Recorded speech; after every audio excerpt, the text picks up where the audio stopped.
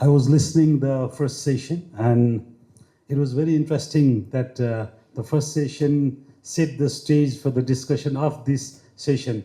And when we were talking about federalism in Nepal, we thought of the competition that the province will do among each other so that it will lead to the economic and development of the country. But that couldn't happen, as we saw in the presentation. That's why we are discussing this. And on top of that, there are other things also, like the role of the development partners. Here we have World Bank and Asian Development Bank, and we have a long-term private sector development practitioner who has been working, and we have an entrepreneur. So in this backdrop, I would like to start the session, and our session will also be 1 hour, and we'll take questions from the floor. Please prepare with your questions when you listen to them. I will start, since we have already listened about the problems from the Fiscal Commission Chair and Staff College. We are not going to talk about all these Fiscal Commission's thing and all the other constitutional or other these things. We are going to talk about what could be, let's be a little wide and see this from the different perspective. What could be the sources? Like we saw a lot of revenue, this centralization and fiscal transfer and the grants. Till date, all the provinces that we saw are not been able, they have not been able to be independent, so that's why they are not been able to compete with each other. So what could be the revenue sources for them? Though there are very specific things written in the Constitution, but being inside the Constitution also, like our Saudi, the friend from Saudi explained us, what could we do? So we'll discuss how could be or what could be the revenue sources, since World Bank is helping sub-national governments in Nepal. So what could be the sources or what could be the revenue options for the province so that they can stand for that? Thank you, Kubera. So regarding the revenue sources, I mean, the Constitution has already defined like what is the sole responsibility in terms of taxing for the provinces, local and federal, right? So based on the Constitution, the agriculture income tax is the only one like where it has a sole responsibility. And there are other things that are like shared between the provinces, local, and there is like big chunk that is going to the federal in terms of VAT and excise and also the income tax, right?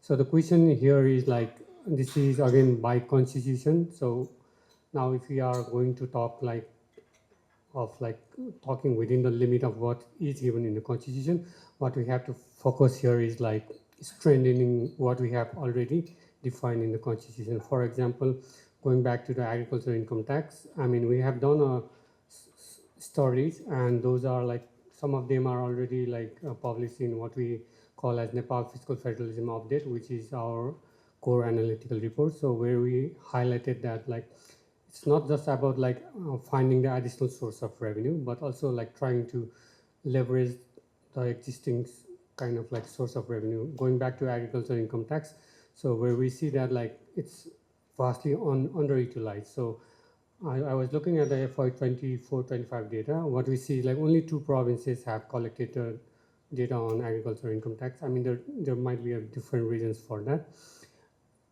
And in context of other source of revenue, for example, like advertisement, entertainment tax, what we see is that there is also like lack of clarity and ambiguities. So which if addressed could like generate additional revenue. And obviously there are other like administrative issues. For example, there is a poor tax database, right?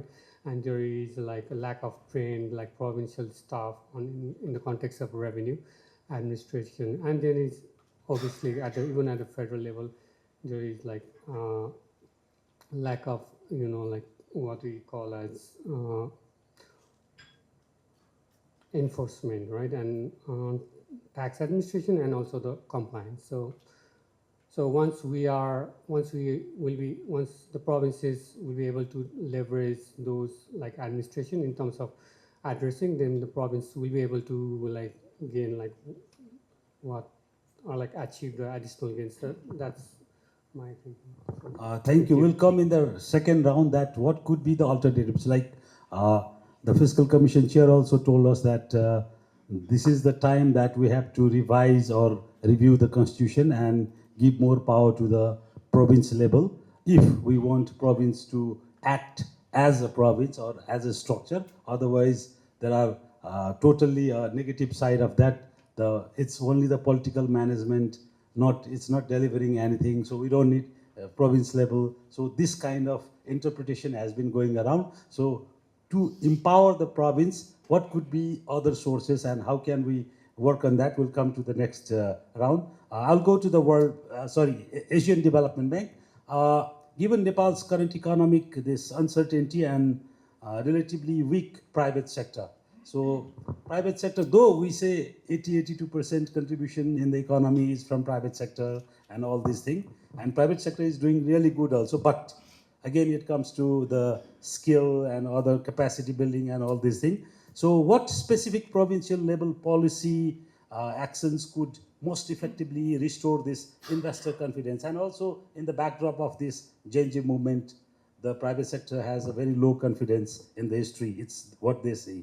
So what do you think? Can we enhance regional competitiveness and most effectively restore the private sector confidence in this post-Gen Z and all this provincial weakness era? Thank you very much for the question. It's very broad. It's quite a broad question, and I think it can be also answered at different levels. Maybe at the top level, political stability is very important, and that is basically coming out in all enterprise studies. But equally, I would say that administrative stability and continuity is very important, and that would entail public administration reform, and I guess in the first place also enactment of the Federal Civil Service Law. My interpretation is a little bit that the shortages in provincial staff, in staff of provincial governments, might even be more a constraint than shortages in resources. And maybe one indication is that budgets are largely underspent at the subnational level as well, and in particular for public investment budgets. So at this point, the very important shortage in provincial tax public revenue is very important and requires a lot of legal and regulatory clarifications and administrative efforts. But the shortage of staff is also a very important constraint. Second, I think just to mention it, an important factor here also for development organization is the high turnover of especially senior government officials at the subnational level as well, and it also creates challenges in the performance and implementation of investment projects for development organizations in terms of building administrative capacity and also continuity. In another point, I think very important is the close collaboration with the private sector, and that would be in areas as improvement of the business climate, and that would include investments in infrastructure and public goods, skills development, and also public-private partnerships. Again, I think a major development challenge at all three tiers of government is basically the under-execution of the public investment budget. That is creating, of course, higher business costs, higher costs of driving the business for the companies, and also beside effective public investment management, I think gaining more experience and working on public-private partnerships is very important at all three levels of government, because the existing resources for the public sector in terms of tax and non-tax revenue, but also concessional funding by the development partners, it's just not sufficient to finance the vast needs for, in particular, public investments and connectivity. Private sector involvement is absolutely necessary to close the infrastructure gap. It cannot be alone financed by public resources. I think on the budgeting side,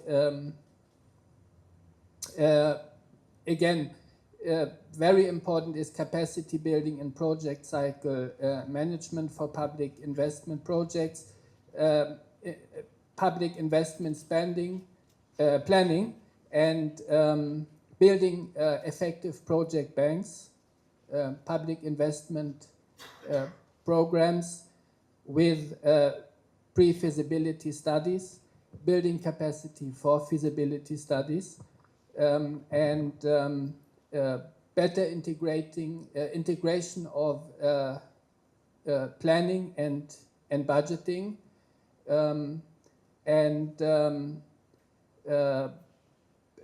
improved project readiness, and that would include factors like the land acquisition process and, for example, also tree clearing process. These are important factors for public investment, but equally for large-scale private sector investment, in particular for FDI as well.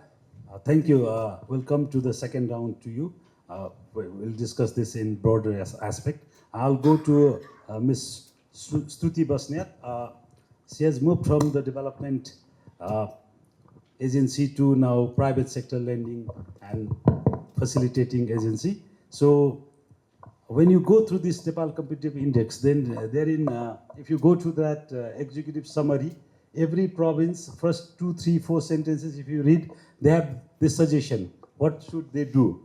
And every time when we talk about this kind of thing, everyone has this suggestion and recommendation, everything. But as a long-term development, working with your development partner and now working with private lending institutions, so from your experience, what do you think that the intersection of this private capital and development, what are the key institutional conditions that provinces must strengthen to attract long-term private investment? Though we see that the provinces have been organizing investment summit and all these things, but still no investment is seen in a large number. So what, from your experience, what do you think? What are the key reasons for that?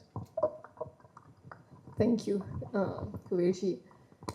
I'll briefly introduce the organization I represent, and then talk about what we're trying to do, because it links to, I think, the goal and we're talking about today. So I represent a company called Aadyanta Advisory. We're a management consulting firm, newly founded, about 6 months old.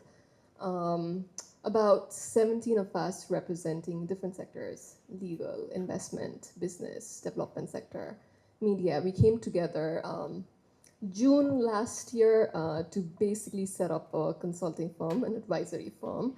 And the context was, in a world where we know big aid, big international aid, it's massively shrinking and it's shifting. That context, number one. Second, given the youth bulge and what we already, June, May, we know there's a desire for stronger accountability. There are strong ambitions. And so if you're not able to harness that, that can lead towards what will not be conducive, productive. And the third, country the fact that this year LDC graduation is real, now about 9 months left, there will be massive implications that come about. And so the thinking being that if you're not able to rethink how we go about economic development, how we go about development in general, what we've built by way of progress, opportunities, it's going to be lost. We won't be able to optimize all the gains that have been made and all the potential that still exists. And so for us, two big things in terms of focus areas is how do we do a better job of fostering collaborations between government, private sector, between development agencies and private sector. And the anchor being that, we bring such unique capabilities, if we understand what our shared interests are and are able to devise partnerships, better collaboration mechanisms, co-design partnerships that respond to shared interests, that's how we accelerate and amplify the pace and depth of impact, pace of change and the depth of impact. And second, in the context of resources, resources are always precious. Remittance, it's stabilizing our macroeconomy, but we haven't been able to as productively mobilize remittances. Development aid is shrinking, but it's still there. It's still an important resource. So what can we do, whether it's $100 or $200, to use that funding to attract and unlock funding from other sources of capital, whether it's financial institutions or development financial institutions or business conglomerates or. And so I feel like these are the same kinds of principles and thinking that we need to bring when you're talking about provincial competitiveness also. And so the institutional capabilities, Oigo session was ekdamai insightful. Such great examples came. We've heard from our colleagues here also. But for me, first and foremost, when you talk about capabilities, I feel like the starting point has to be mindset. Like government also recognizing and the private sector also recognizing that we are partners. We have to look at each other as partners in progress. There's no, it's so easy to point fingers, find flaws, but I feel like all of us need to do a better job of recognizing strengths and how we can complement each other and being able to work with and from that. And so starting with that, and then specifically you spoke about, there's good examples. Okay, Gitanjali, she was talking about mimicry. Let's not, copy what hasn't worked. But there's also at this point, I feel like even at a provincial level, enough examples of what is working. And so one thing we know doesn't work is if you're doing a summit, investment summit, for the sake of doing an investment summit. And it's still important because it draws visibility. But what comes after it? How you design it by making sure that key private sector firms, the big people, the emerging people, and the small people have also been part of that design. And then what comes out of it, the commitments, or the answers are the answer. But then what is the mechanism you're going to be using to ensure that it carries forward? So I feel like mindset ko kura ho, and second, paying attention to the process and the platforms you're creating as a government, because we do look at the government for leadership, to create spaces for structured, regular engagement between the public and private sector. If you do that, Matripani, I feel like that can be a game changer. You're very right that if we do not institutionalize and do not work hard, the gains could be lost. Like the interpretation of province is a heavy structure and its expenses, spending, only its capital guzzling thing only, it doesn't work and it has no relevance. So that interpretation came because of that, I think. So I'll go to Prachi. Since you have been in complete representing the private sector and also a young entrepreneur, from your perspective, from your point of view, these provinces, what we are talking that some section of society is talking about its irrelevance and effectiveness and all these things, but still it's there, and a lot of things, positive things, like you said, is also there. So from your perspective, from the private sector's eye, as a young entrepreneur, how do you see this province government could facilitate the young entrepreneurs like you to help in growth? Thank you for the question. Thank you for having me here. Purely going to speak as an entrepreneur. We've got the best of economists sitting right here with us. So as an entrepreneur, as a youth, after the wake of Gen Z movement, I think we all have realized that the youth is now asking for very simple but very relevant questions. Where is the transparency? Where is the stability? Where are the jobs? So I think as youth, all that we're looking for is, while we have many provinces, as correctly said right now, that the capital budget that they get every year is absolutely underutilized. There are a lot of grants, special grants, and a lot of places that the budgets have been put but have not been utilized. For example, we used to work for startups. And while the budgets are now being utilized, the first year there was a 100 crore slab on it, which was absolutely lapsed the first year.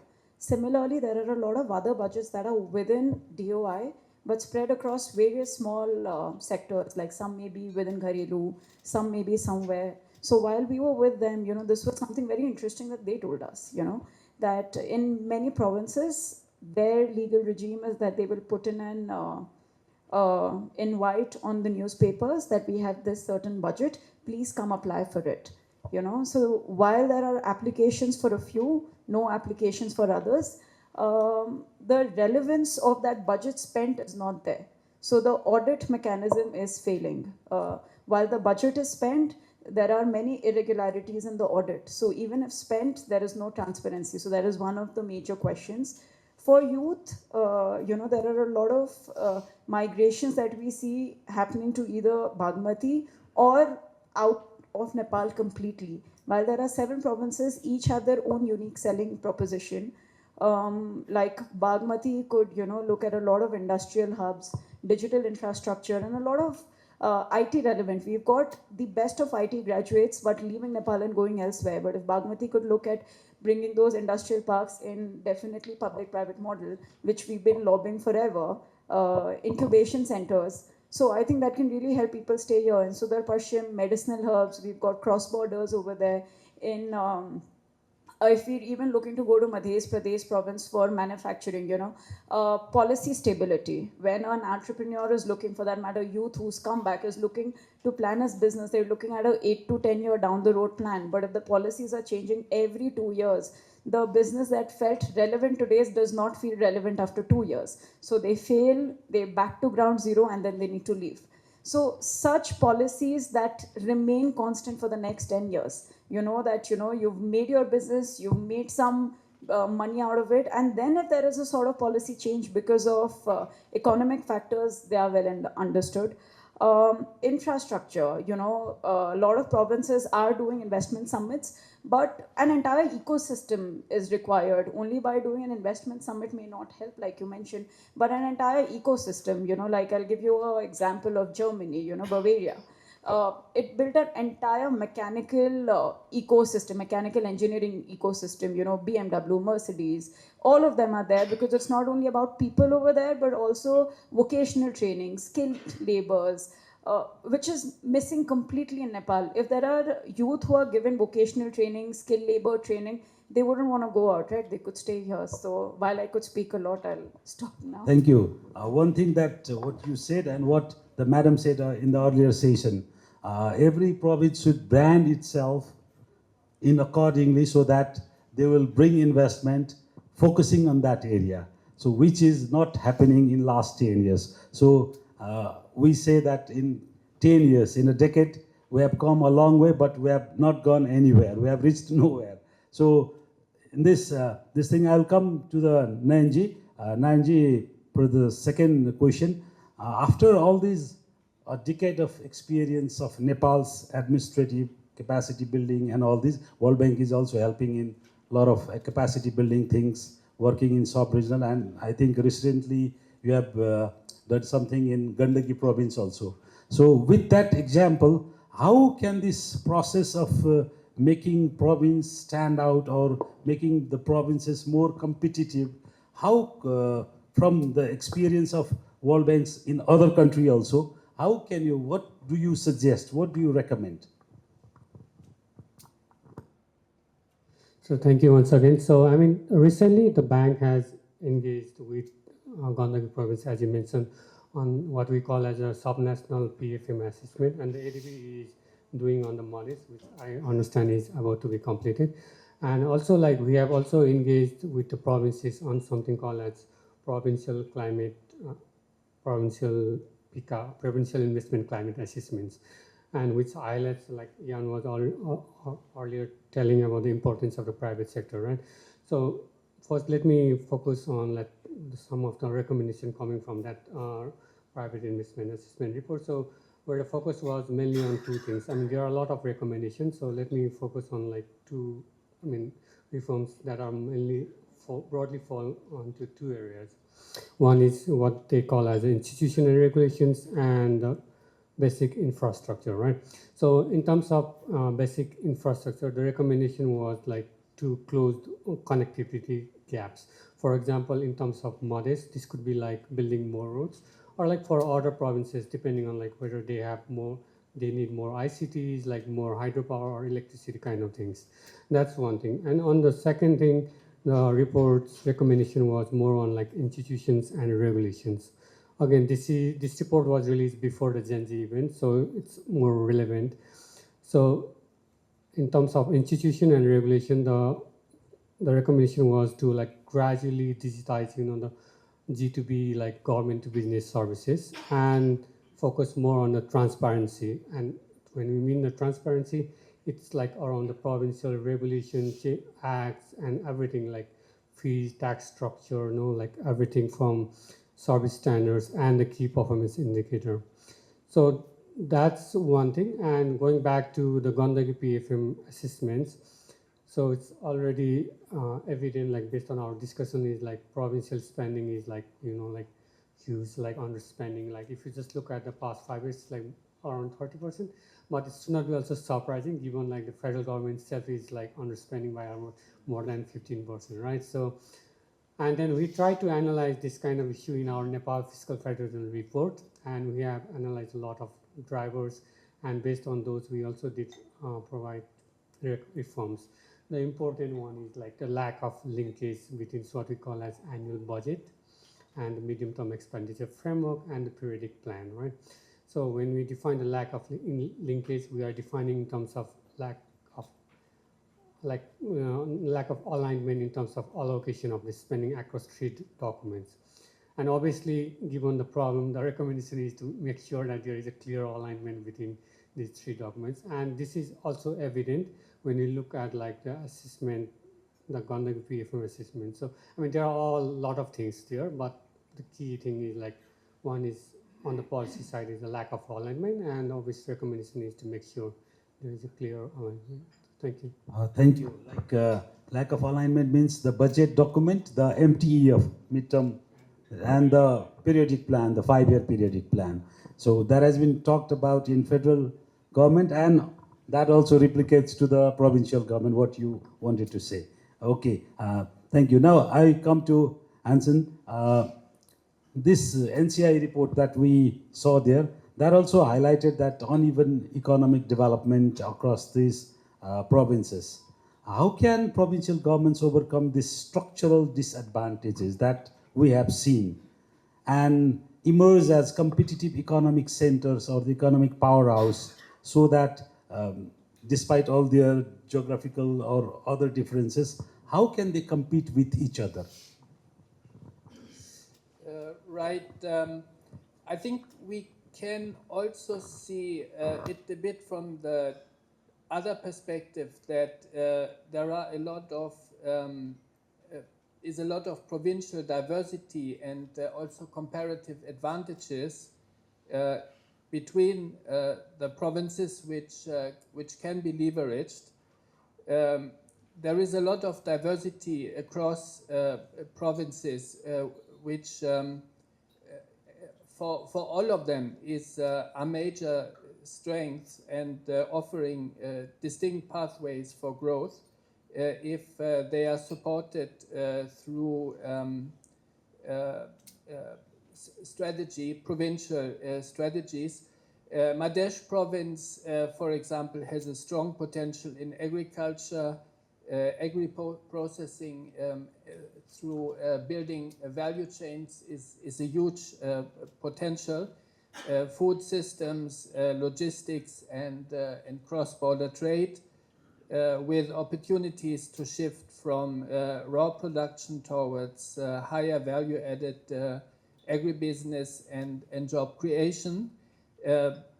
Gandaki province obviously offers flagship potential in tourism, which has been a major, maybe the major driver of economic growth in the recent past. The adventure economy and hospitality with scope for year-round and also higher value-added tourism, stronger local supply chains related to building agriculture value chains and higher skilled service jobs. Lumbini province obviously enjoys a global advantage in cultural, religious, and heritage tourism, creating space for SMEs, creative industries, and community-based enterprises. And Karnali province has unique strengths in natural resources, herbs, medical plants, organic agriculture, and ecotourism.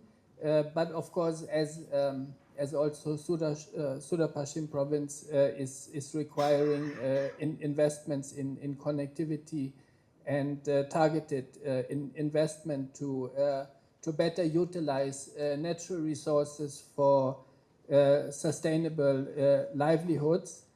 Another second perspective, which I just wanted to indicate, also based on work which we have done in ADB together with the South Asia Watch on Trade and Economics and Environment, Sauti.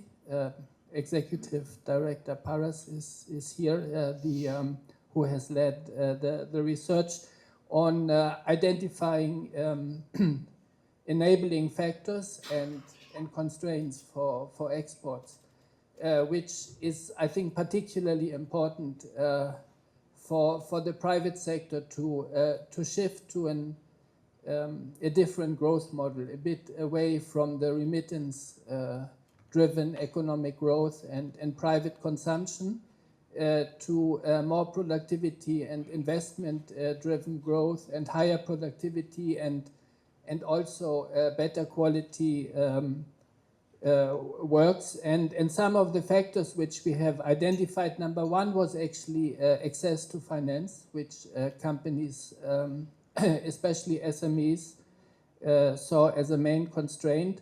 And other factors are connectivity, trade facilitation, and customs reform.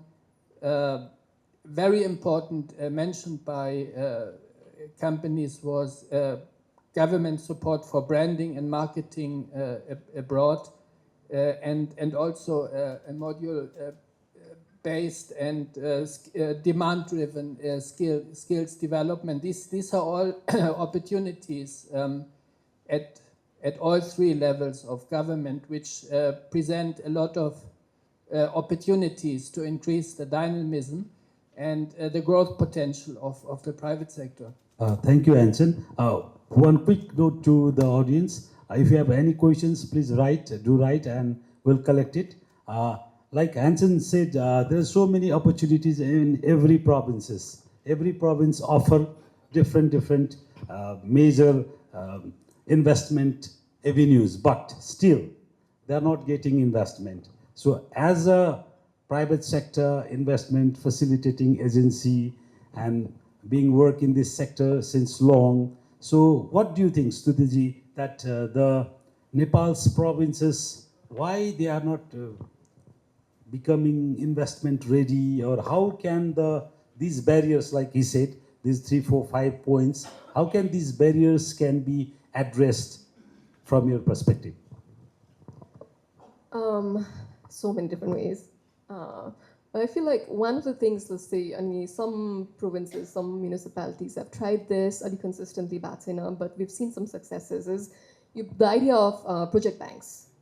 So with project banks, barrier definitely is around stability, not having key leadership positions around for longer time to ensure the change that's envisioned happening. But knowing that that's a factor that's always there. I am somebody who looks at what is within your control, what is within your influence, and so on project banks, I feel like if as a government, but also as partners from the private sector and the government, donor partners also, you create standards, clear standards, clear templates, in terms of what you're trying to capture. Make that information easily accessible. Do the outreach to your private sector folks who are already invested in and interested in that province. And so proactive outreach garera, if there are these project banks standards or templates that's more easily accessible. So then it makes it a lot easier for even private sector firms who want to increase their investments to plug information so that the government has project bank information your investment pipelines more readily available. So it would be great to see, like in provinces, for example, in like Lumbini or Madhesh, where we know education, agriculture, health, they are increasing investments. So on a quarterly basis, for example, if as a government, but also from a public-private partnership, we all did a better job of curating, and talking about from a comms perspective, a narrative identity perspective also, doing a better job of talking about what are the opportunities that are emerging. But you do it in a way where you're also making it easy enough for the private sector to plug in, right? And for the government to also understand, all right, these are where the opportunities are, and here's how I can champion and promote my private sector folks. Thank you. Since we have been talking about all the good things, the competitive edge of all the provinces, as from private sector's perspective, as young entrepreneur, what do you think that Nepal or the provinces should compete in inviting investment in every sector, or they should specialize? Every province should specialize and focus in one area so that it will lead to major growth. What do you think from private sector perspective? There are two parts to the same answer. Compete only in terms of governance, how good of a governance can each province do. I think while I was trying to research on this topic, I was reading a little bit about Vietnam, and they over there, they were saying that there is a complete transparency amongst all the provinces and how they are performing in terms of road development, digital infrastructure, vocational training, skill training. So competing in these lines, definitely yes, because when you compete, at least one province wants to outdo the other, and in that plenary time, the one who's doing better will do even better. So compete in this, yes, but compete in doing same businesses, absolutely not. Everyone, like Sir mentioned, that all the provinces have their own unique selling proposition. They should definitely look at that, like eco-tourism in Gandaki, religious tourism in Lumbini, a year-round definite tourism in Gandaki. Madhya Pradesh could become in manufacturing, Koshi in tea exports. So there are various fields one needs to understand, and if they do have a standard mark where, okay, these are our investment platforms, this is what we are going to give you. When you come here, this is the stability that you will receive. Definitely, I think a lot of businesses will flow. Just a very quick example of which we used to study in college, in 2008, how Tata Nano first, put themselves in West Bengal.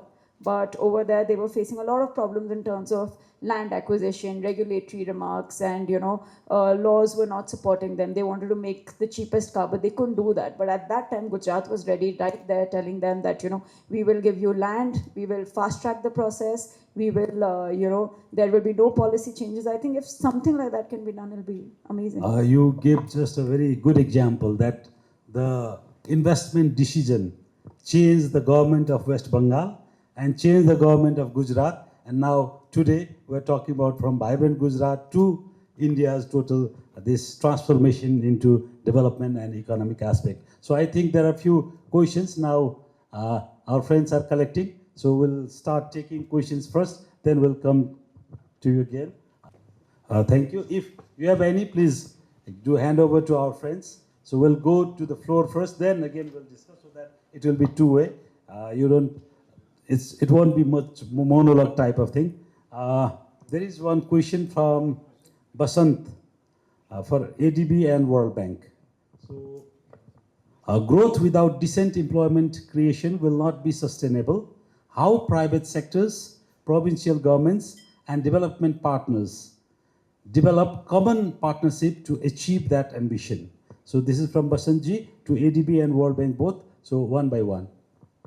Thank you very much for the question. So, I won't be able to go in detail, but what I can refer here is like the World Bank and ADB, we are working on something called as a policy lending, where our focus is more on private investment and jobs creation. So, and working together with our development partners and all private sector. So that's what I can refer to for now. Thank you. Hansen, yeah, please. Exactly. The first component would be policy dialogue and institutional capacity building at the federal and at the subnational level in order to improve the business climate and reduce the cost of making business. Another component would be as well through private sector investment, as IFC and our private sector operations department are working on. One important aspect is to increase the overall growth potential of the economy. Nepal has been very successful in reducing poverty and developing over the past 20 or 30 years, but it has lagged a little bit peer countries in terms of GNI per capita growth. Which is, as I mentioned earlier, requiring some changes in structural changes in the growth model of the economy, and even there, international institutions can do support by policy advice and through policy-based lending. And as well investments in public infrastructure, but also skills development to improve productivity. Thank you, Hansen. Here are two questions for Prachi, but I think it's related to private sector, so I'll ask both of you to answer, Stuti and Prachi both.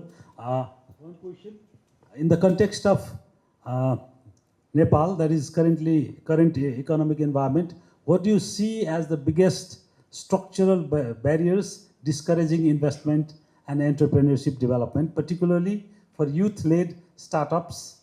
And what policy or institutional reforms would you prioritize to create a more investor-friendly and innovation-driven ecosystem? This is from Abhimanyu Ji. So for both of you.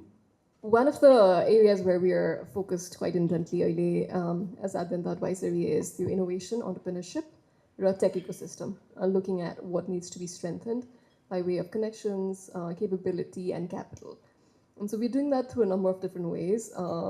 One of which is like a 6-month innovation journey across Nepal, across 7 provinces.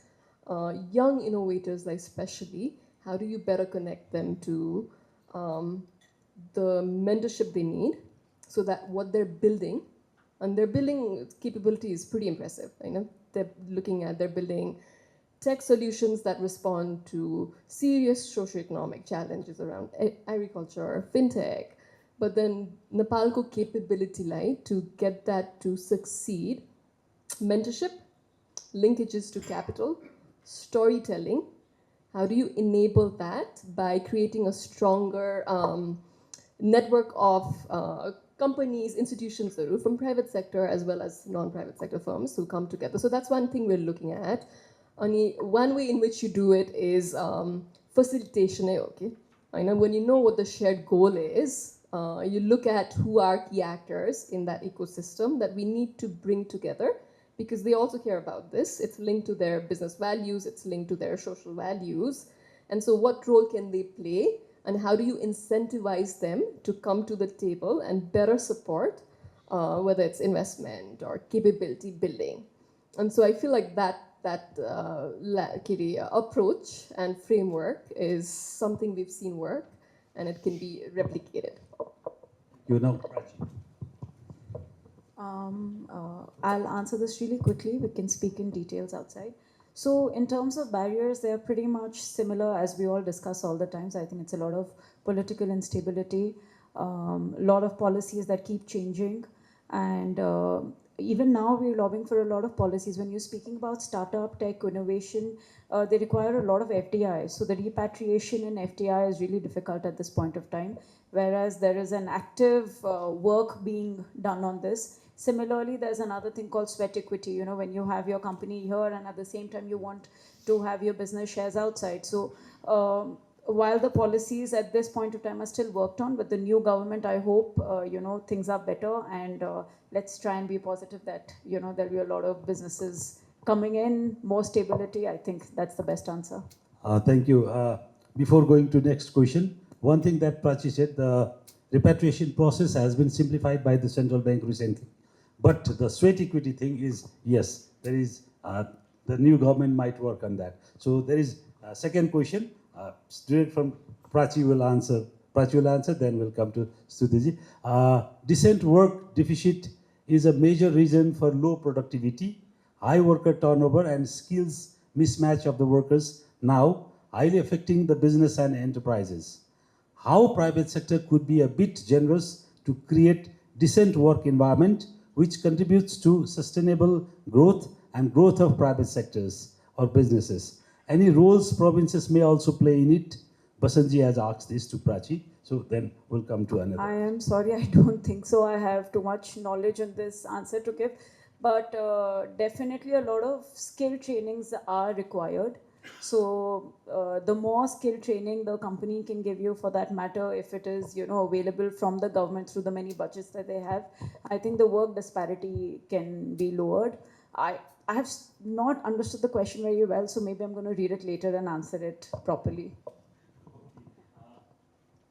If there is any other question, we'll entertain that, or I'll go for the last round of this discussion.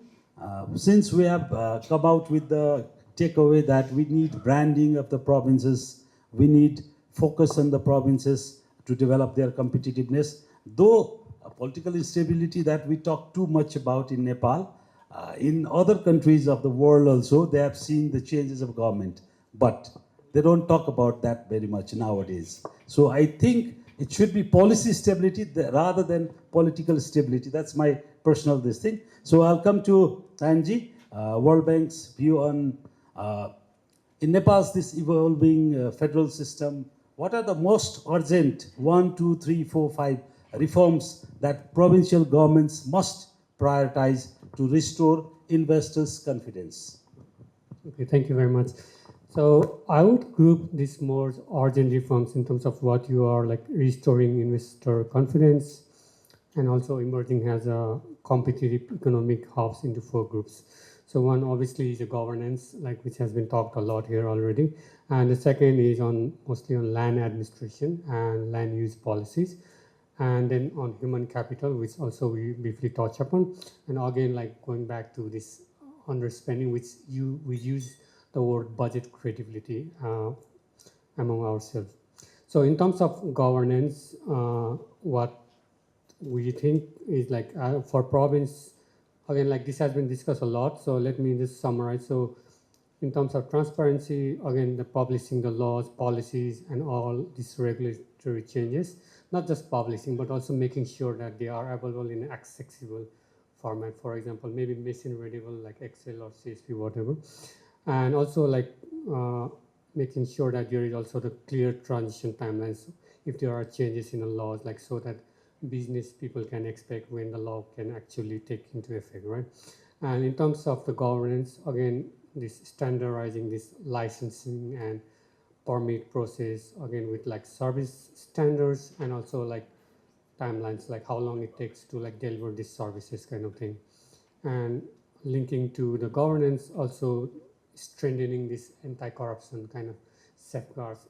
Most related to that is like procurement, right? And also again, licensing and land administration. Yeah, so that's on the governance side. And then on the land administration and the land use policy side, so obviously if there are like uncertainties around like land classification, ownership kind of things, then that is a risk to the private sector, right? So the question here is like, then the provinces, what provinces need to do is like clarify this like land use rules, streamline the approval process, and obviously strengthen the coordination between the provinces and local governments. So that's the second urgent reform. And the third is like investing in a human capital and skills. And the final is like strengthening the budget credibility. Again, the budget credibility being defined is like improving the spending capacity, because obviously the infrastructure investment is very crucial to bring the more private sector investment, right? So that's that's how we view as urgent reforms. Thank you. Thank you. To answer also almost similar question, to make the provinces the drivers of productivity and economic growth, and to make them more competitiveness, ADB has been doing a lot of subnational, engaged in so many subnational things, reforms and all these things. In a quick 1, 2, 3, 4, what do you suggest? What this provincial finance and all these provincial capacity building, all these things that ADB is doing. So what do you think that 1, 2, 3, 4 could be the reforms that the provinces could be the economy, and they will both compete with each other so that the economic growth will excel? But I think Nayan has mentioned them. It is a little bit difficult to mention them as 1, 2, and 3, because there is one common challenge, which is volatility in the public administration and turnover of senior public officials. That is something which is basically impacting provincial governance throughout. So I think that is an important factor, and I would still say that enactment of the Federal Civil Service Law is very important in this context. Secondly, the capacity building in investment, public investment management, and project cycle management throughout. I guess all of us in the panel, we have mentioned the under execution, maybe the poor planning of public investments, maybe in absence or weak project banks, and challenges in the budget execution process as well, and quite low execution rates, especially of the investment budget, sometimes even going down to 50% or maybe usually around 60, 70%. I think this is a major constraint for the private sector as well. And that also includes some reform in public procurement and also capacity building. As Nayan mentioned, land acquisition is a major challenge. Land availability, affordability, and acquisition is a major challenge for the private sector. Thank you. Thank you. I'll come to Stutiji.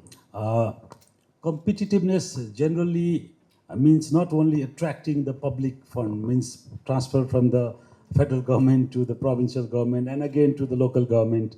It means actually, I don't think, going through that report and discussing from the first session and second session also, what does the competition means? I think there is this lack of understanding among the politicians, among the provinces and among the leaders. What we are talking about, the competitiveness means attracting the private capital. In that, I think the country hasn't entered into that discourse yet, where only, or what we see from the report also is the provinces are competing to get the federal government's transfer only, the grants only. They are not thinking about there's a whole lot of revenues from the private capital. So how do you think that this, depending on public, this money, rather than depending on this public money, how can they compete for the private capital so that they can be more competitiveness? So competitive in the sense of real competition. So how do you think that, how can you as a private sector, this experience, how do you think that the provinces should plan or organize their system or the policies so that they can attract the private capital more rather than depending more on public capital? No, absolutely. Private capital is a really important source of growth capital. And so I think it comes down to, like, as a provincial government, do I have a private sector engagement plan? Do I know, what is my story? What are the investment opportunities that I'm selling? I know this comes back to making sure that project banks, it's regularly created, it's regularly curated, it's being promoted by the private sector as well as the government. And then really, I feel like within the province, there's enough private sector actors. If as a government you're engaging them well, they can be your champions who can then help you unlock capital from private sources, whether it's a financial institution or even a business school perspective. So I feel like getting better at recognizing that private capital is important, then knowing who are my stakeholders that I need to be engaging, what kind of processes, systems can I be developing to ensure that those investment opportunities are created, promoted regularly enough. Those are some things you can do. ARCO example that comes to mind, and it's something we've heard about in the past. I feel like some provinces have tried this, but institutionalized back with China. If you are trying to, from a provincial systems perspective, doing a better job of bringing investments into the province, I feel like there's a strong case for public-private, government, business advisory council bonum, working group bonum. I know this key stakeholders, again, established pinsainsa, but you also need the small and upcoming businesses who are part of that council and can regularly inform, advise the government. I know. So if you understand your private sector issues, interests, growth aspirations, and incentives better, then as a government you can do a better job of aligning with and supporting that. And the ARCO example that comes to mind is CNI's Make in Nepal campaign. It's a very well-designed campaign, I know, and the brand narration that it's trying to create also is very strong. Okay? So you don't always also need to reinvent the wheel and create something new. When there are like business networks, influential business networks like CNI, who are trying to mobilize the private sector and talk about and act on how do we better promote made in Nepal products, open global opportunities. Then I feel like from a provincial government perspective, the question should be, what can I be doing to partner? How do I leverage this? How do I mobilize this? And how do I better support and scale initiatives like this? So that is another example that comes to mind. Thanks. Thank you. Now I'll come to the private sector representative. Like you gave the example of CNI, they have done few investment roadshows in provinces also, like FNCCI. They also did something like that to attract the investment, but still it's not happening. So as an entrepreneur, to be very blunt, what 1, 2, 3 things that you want? Let's for example, let's say if you want to go and invest in Koshi province. So what do you want? 1, 2, 3 things, 4 things, so that you can go and invest there. Or as a young entrepreneur, what do you think that the provinces could do? 1, 2, 3, so that you can be encouraged to go. Not only investment, we talk more about investment. Capital could become from different sources. So how you will be attracted to go to that province? 1, 2, 3, 4, like that. So as an entrepreneur, we're always looking for benefits, right? So definitely a special economic zone. They've created a special economic zone where the line prices are better priced than any other places. That will definitely be a very good criteria. Predictability, accountability, transparency. I think these are some very simple ones that any entrepreneur, for that matter, we're doing our investment summit tomorrow at Bardaghat, where we actually promoting this, and we're only calling youth entrepreneurs, mediums to small scale, and saying how Bardaghat, because they've just made a small special economic zone, how you can buy a land, lease a land, and you can do your businesses there. So definitely, an entrepreneur works in two-way benefits, how you can give benefit and get benefits. So definitely, yeah, wherever there are good land, digital infrastructure, road access, skilled laborers, there we are. Thank you. To summarize this session, I think we have come with the common understanding that the branding of provinces is very important, number one. And second thing is to invite actually the private capital, rather than looking more on government transfer and grant and fighting over that grant. It's better to shift to private sector and invite the private capital. And third, like Prachi said, few, like Bardaghat Investment Summit. That's a small, it's not actually organized by province as well.